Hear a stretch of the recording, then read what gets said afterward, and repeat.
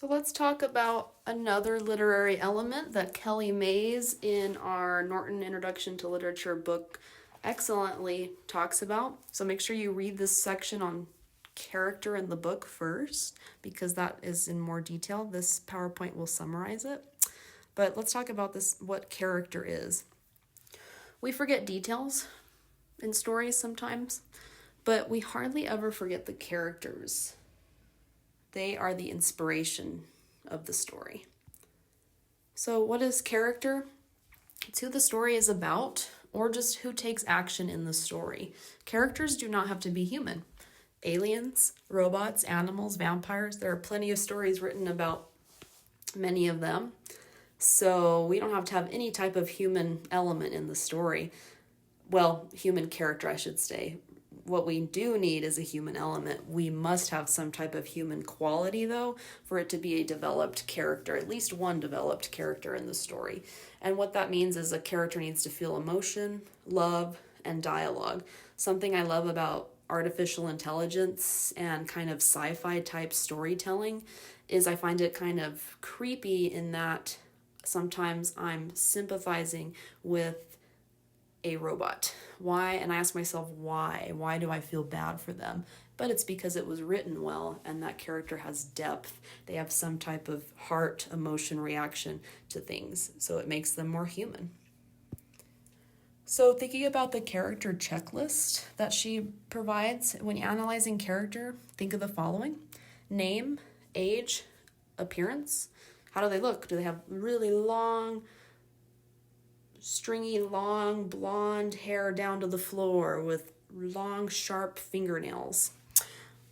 How are they described? How are they described by others? Maybe others describe them differently than how our narrator or how the character describes themselves. What actions did the characters take? Why do they do those actions?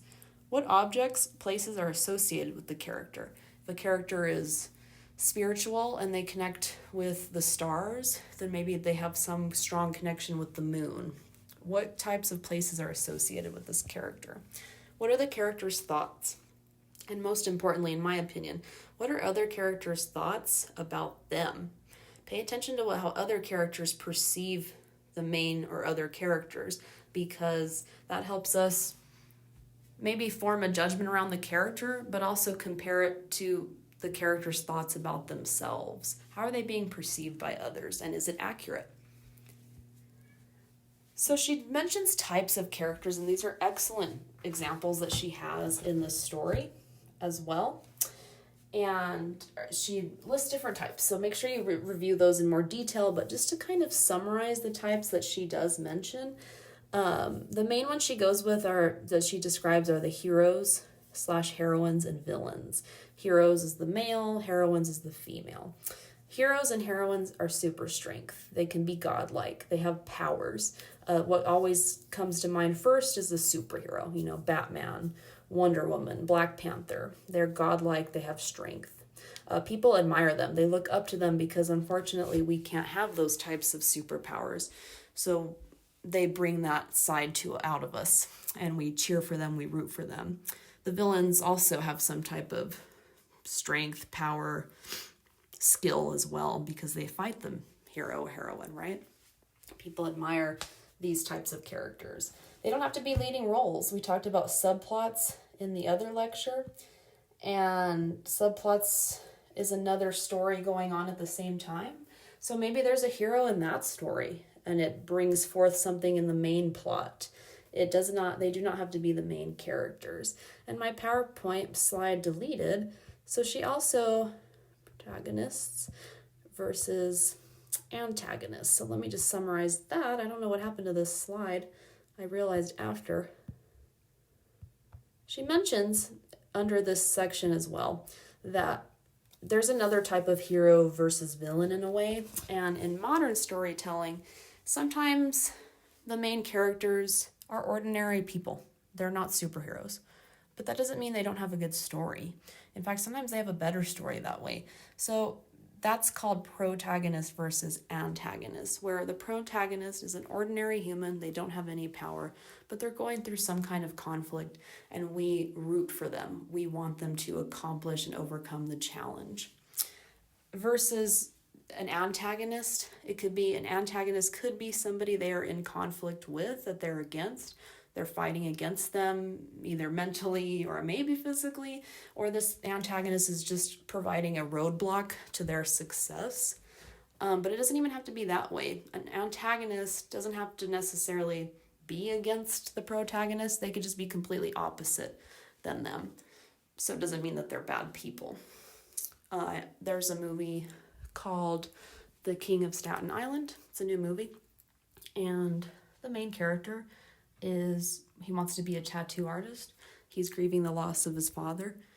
And he's having a hard time trying to accomplish daily tasks because he's depressed. And there's another character, I won't spoil the plot, but there's another character who isn't evil. He's not a terrible person, but he provides a little bit of a challenge to the main character. So he's the antagonist in that way. The main character is protagonist. We root for him. We want him to overcome this depression. But there's certain roadblocks, certain people who are kind of in his way from success. And it's his own problem. It's his own inner conflict that he's trying to deal with. No superheroes in the movie, but there's still some type of struggle. So it's a protagonist versus antagonist. Major and minor characters, she makes an excellent point here in this section. Major, or also known as main characters, those are who we see more in the story. They're brought up more in the story. The stories may be centered around them. They are very complex. They're human beings. Well, they're human nature, and they have a lot of depth to them. Like us, we are all major and main characters in our own story. Minor characters are those who fill out a story. They fill the gaps. But she makes a really great point here, and she reminds us that minor characters sometimes are overlooked because we think, oh, they're not important, they don't add to anything. But that's actually a huge mistake. Minor characters are a way for us to interpret a main character.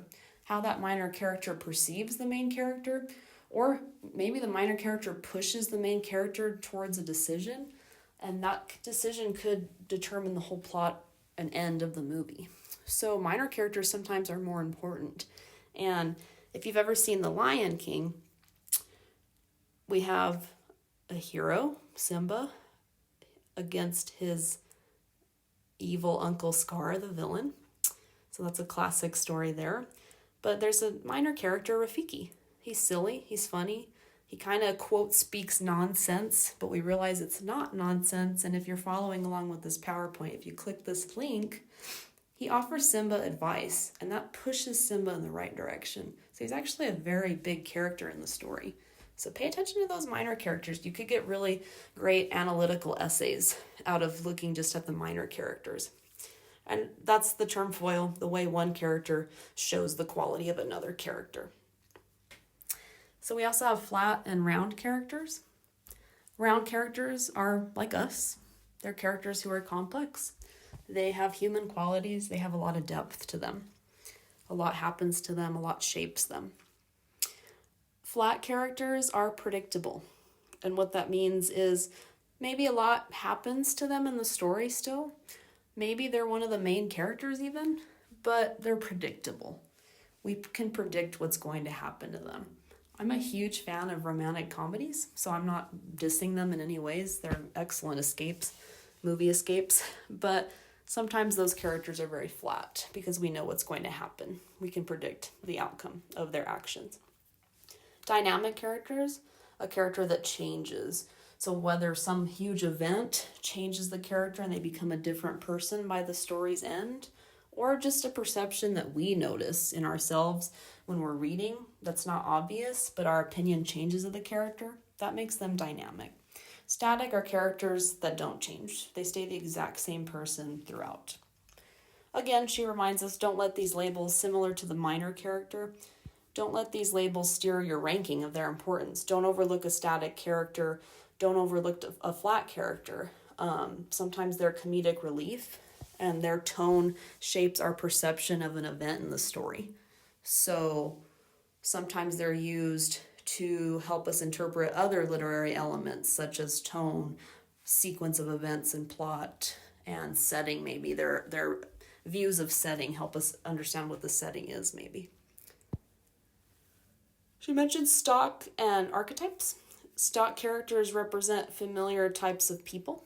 It's quote from the stockpile, end quote. It's it's material that's overused, but in a good way sometimes, and it's familiar, and so we know to go to it, and it's a way to tell a story. Jimmy Fallon, the late night talk show host, if you click this link, he has a skit called Ill, and he's acting like an obnoxious teenage girl. Ill, oh my god, totally. And he does that. We know the behaviors of a teenage girl and how they act, and it's silly. So he's using that stock character to create a new character. Archetypes are reoccurring characters in myth through centuries and through different legends, stories, and folklore. And we'll talk about archetypes when we get into fairy tale fiction. So to close, when analyzing these characters, just think of these questions. Can you relate to them? Why or why not? Do their actions predict outcomes? What is it about them that you can relate to, and why do you relate to them? What is it about them that's so different if you don't relate to them? Again, how are their actions? Does it predict the outcome of the story? Does it hint at how the story might end? When the story ends, looking back, did you think there's certain behaviors that predicted it? Do their actions represent their beliefs? Meaning, do they act a certain way based on their religion, based on their perceptions of society, based on issues around the world? And is it predictable in that sense too? Or do they go against their beliefs and change? That makes them dynamic in that way. Do their actions surprise you, or was it predicted? If it surprises you, why did it surprise you? When you read it and you think, oh, I did not expect them to do that. Why did you not expect them to do that? What changed in the character then? Something changed. If it doesn't surprise you, find proof from earlier in the story of the character's actions that shows their behavior to say, yep, that was predicted because they did this earlier, so they did it again.